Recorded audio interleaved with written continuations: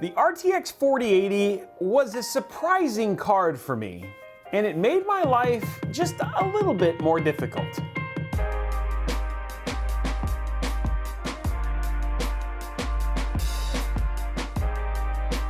I don't want to spend too much time in this review basically going through what is essentially the mired technical history that we seem to be dealing with when it comes to NVIDIA right now. And we're talking about specifically, like, now we have like ATX3 power cables that are catching on fire apparently, allegedly. We still don't have like a real concrete answer from NVIDIA on what's happening around this card. I don't know how excited I am about the card. But then the thing is that then we started to use it. We've got the RTX 4080, and so again, this is built on the Ada Lovelace platform. This is their 3rd gen RT cores. You've got your 4th gen Tensor cores. For shader, RT, and Tensor, you got 49 shader, 113 RT cores, and then you've got 780 Tensor teraflops. It's got DLSS 3.0 support. You've got the AV1 encoder, 16 gigabytes of GDDR6X RAM. That's important because the 7900 and 7900 XTX both only use GDDR6. 320 watts of power. And then finally, we had a price of $1,199. And then the other thing too, which is super interesting, which it's important to compare this against, is the 3090 Ti. That was 2nd gen RT cores, 3rd gen Tensor cores. For shader, it had 40 versus up to 49 on the 4080. You've got 24 gigabytes of GDDR6 on the 3090 Ti, but only 16 gigs on the 4080. That one right now is right around $1,000, like $1,000. You can get some for $1,000. Most of them are about $100 cheaper. All in all, like, it's better. They're exactly the same size. The 4080 is actually just a slightly different color, but in terms of physicality, they're the exact same card. They're just beefy cards, and it does mean from a build standpoint, you know, you do have to worry about planning builds to support stuff like this. Now, that's not to say, and you guys are gonna see here pretty soon, we actually have a system from Falcon Northwest, which is tiny, like we're talking really tiny, that actually has a 4090 in it. So that's not to say that there can't be small form factor PCs that don't have 4080s and 4090s, but still, much harder task. Let's talk about benchmarks then. Remember, I do things a little bit different when it comes to benchmarks. Benchmarks are all gonna be at the end. I'll talk about benchmarks in the terms of looking at them, right? And we'll talk about the stuff that's relevant, but we'll have all the benchmarks at the very end for everything, including productivity and all that sort of stuff. I was expecting something a little bit worse or on par with the 3090 Ti. So let's just take a look at some of these games right here. So Assassin's Creed Valhalla, these are at 4K obviously. The 3090 Ti 146 versus 177 on the 4080, and then 200 on the 4090 FE. And on Cyberpunk 2077, 3090 Ti was 94.64 frames per second, the 4080 jumping up to 112.01, and then the 4090 FE at 134.06. Forza Horizon, 96 up to 122. Shadow of the Tomb Raider, 214 up to 245. And then Metro Exodus, 98 up to 121. And then Tiny Tina's 143 up to 174. I was expecting this card to hit much closer to the 3090 Ti from a game standpoint, given it was only gonna be $100 cheaper. But all in all, in mini games, you're seeing significant jumps in overall performance between the 3090 Ti and the 4080. Obviously, power efficiency is such a huge thing. And one of the things that NVIDIA sent out is they said, hey, look, we did a bunch of game testing. The 3090 Ti average gaming wattage. And so this is a big deal. The average gaming wattage was 397. Now on a 450 watt card, you'd be like, okay, that's not surprising. And you're like, okay, that's fine, whatever. But on the 4080, which remember, we can't count this as apples to apples, but on the 4080, it's actually only 250 watts. That's what NVIDIA claims. So we said, okay, you know what, NVIDIA, fine. Let's go test that. So we did our own testing. Believe it or not, we got numbers very similar to what NVIDIA did. So when you are gaming and you're playing on a 4090, your average wattage is not 450 watts, it's actually closer to 250 watts. Now on the 4080, we're looking at it's only about 73% versus 51% versus the 4090, but we saw on average 234.5 watts of power draw when gaming. So again, a very interesting thing that we have seen with Ada Lovelace, where these cards when just gaming on average, actually draw less wattage by a significant amount. Now let's talk a little bit about the DLSS 3.0. Again, DLSS 3.0, we do have frame generation numbers. We obviously did test Cyberpunk 2077 with frame generation. Again, it's up to you if whether you're cool with how these, basically out of thin air frames that get generated. But we did see Cyberpunk 2077 for the 4080 FE jump from 112.01 frames per second up to 150, and then on the 4090 FE, 185.87 versus 134 without frame generation. Now these aren't real frames. I mean, they are AI generated frames and they can have some very funkiness. I mean, again, Hardware Unboxed did an absolutely fantastic video, but as this tech gets better, and then obviously as AMD enters the space as well, I expect this to become something similar to DLSS. Pricing, right? Like, so at $1199, what do I think of the price? I think now this makes the 3090 Ti make 0 sense. Like, you were thinking, oh, about $100. Like, the jump for $100, like, I have no idea why you would buy a 3090 Ti. Yes, unless you wanted 24 gigs and you only wanted to pay for the RAM specifically from a creator standpoint. But outside of that, the 3090 Ti as a gaming thing makes 0 sense now whatsoever. It just feels like $1199 is around the right price to pay for this card. This, to me, feels like if you're paying anything more than that, it just feels like you're overpaying for this particular card. Those AIB pricing, specifically for like the Strix models and stuff like that, I don't really understand why they are much more expensive. And honestly, when we looked at cooling and stuff on these cards, they don't need, I mean, maybe for heavy overclocking, which, I mean, I know that's a thing, but again, at that point in time, I feel like you should overclock a 4090, not necessarily a 4080. It just feels like you're wasting money at that point in time. So this feels like when I think about my closing thoughts, my recommendation, I really feel like buying a 4080, if you're looking at a 4080, you don't necessarily want to pay the $1,600, you're okay with around $1,000 GPU, then buying a 4080 at MSRP, or, it makes the most sense. So again, not buying anything above and beyond. At that point in time, you might as well just save the extra money because you're spending in this weird, just high-end rate to purchase one of these, purchase a 4090 versus buying a 4080 at that point in time. Before you can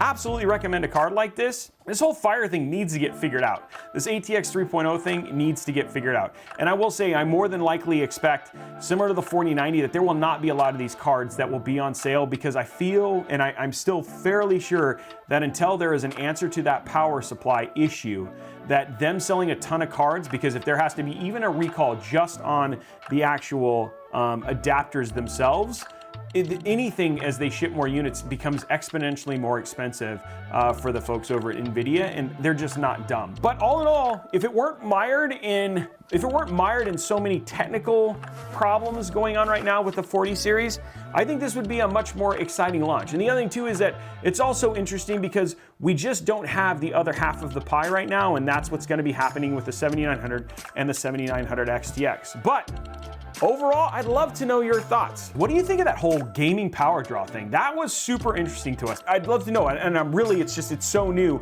I'm open to any argument. Second thing, what do you think of the cost, right?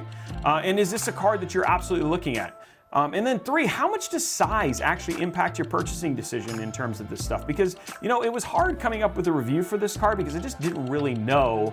I felt like just so mixed in terms of where it actually fits in the larger scheme of things, given the price and everything else. Now, while you're down there, you see that subscription button and that notification bell? Why don't you nudge it?